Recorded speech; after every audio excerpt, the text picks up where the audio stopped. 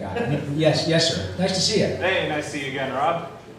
Given the nature of the relationship with the four main turtles on both the old iteration and the new, would it be correct to assume that whenever possible, whenever scheduling wasn't an issue, all four actors were in the same room at the same time? Mm-hmm. And what were some funny, amusing behind-the-scenes stories with both casts? Well, in answer to your second question, I wish that I had outtakes of virtually every show I've ever done. Oh, you guys, I'm telling you. And every now and then a recording engineer will put together a compilation at the end of the year, and as a Christmas present, they just say, hey, Rob, here are all the outtakes, and they're vile. Absolutely not for consumption of the people who would be ordinarily fans of the show. However, I get a feeling this group would probably get it. Because let's face it, we're chronologically adults, and then we go in this room and we act like a bunch of 8-year-olds, and, you know, the hilarity ensues, and often, as I said, it's not for public consumption. But in terms of the pat answer to your first question is always, as my friend the brain says, yes, always, do we prefer to have the actors together. For obvious reasons. Any of you here may be actors. If you do stage work, ensemble work, or improv, it's always much more fun to have other actors with you. If you're in a rock and roll band, or if you're a solo gig, that's fine, but I love being with other players. And I love being with actors who are better than I, because it makes me better. I'm a golf nut and a hockey player. I love to play with guys who are better players, because I have to. It raises the bar. Makes me a better performer. So always would we prefer to have the actors together. And just about, I would say 95% of the time in the original show, we had everybody together. I mean, Shredder, April, Splinter, everybody. Krang, Pat Fraley, oh my God, what a knucklehead he is, incredibly talented. And all the Turtles. Because it just lends the cohesiveness, and I think it lends to the product on screen.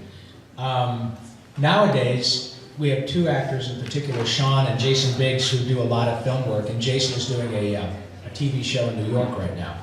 So he's not available to record with us as much as we'd like. But the beauty of technology is, which we didn't have in the 80s, the technology now is we have real-time recording via, not Skype, what's it called, ISDN, where we can record in almost real time. There's a little bit of a delay, but they can pick up the actors if they're in another part of the world, and the transition is seamless. I miss him, and I miss Sean when they're gone, because they're integral parts of the show, and we always feed off each other, and trust me, the stuff that goes on between those takes is pretty wild too. I mean, let's face it, Jason Biggs is famous for having sex with a pie. So we know that when Jason is in the room, it's going to be gnarly. In the most wonderful way. He's a great kid. And interestingly enough, also, just so you know, Sean and Jason, Clancy Brown is on the show, another terrific live action actor, has been a good friend for a long time. All of these guys, no matter that they have an on-camera or a movie pedigree, they are over the moon about being part of Ninja Turtles. They don't look at it as like, oh my God, well, yeah, it's whatever. Hey, can you phone this in, or I got a tea time, or what time are we going to be done? Not at all. Just the opposite. They all had to audition. They all had 3 or 4 callbacks. And when they got the gig, they were out of their minds that they got to be one of the Ninja Turtles. These are guys who make a lot of dough, who have been in Lord of the Rings, really well-known films, and they are out of their minds about being a Ninja Turtle.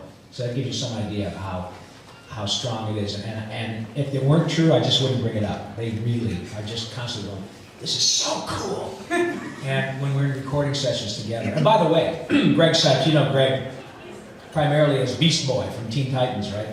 And I worked with him on that. I worked with him on Ben 10 and all that. If there is any one kid, and I've said this to Townsend Coleman, who was Michelangelo, if there's a human ever born to be Michelangelo, it's Greg Sipes. He is just like that in real life, man.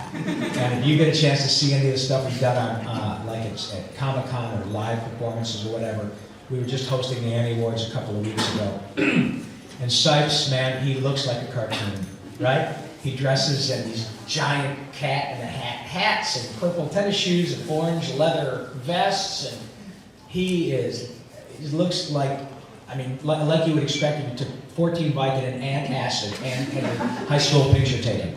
And, but he's the greatest guy in the world, and they all are. It's really a thrill.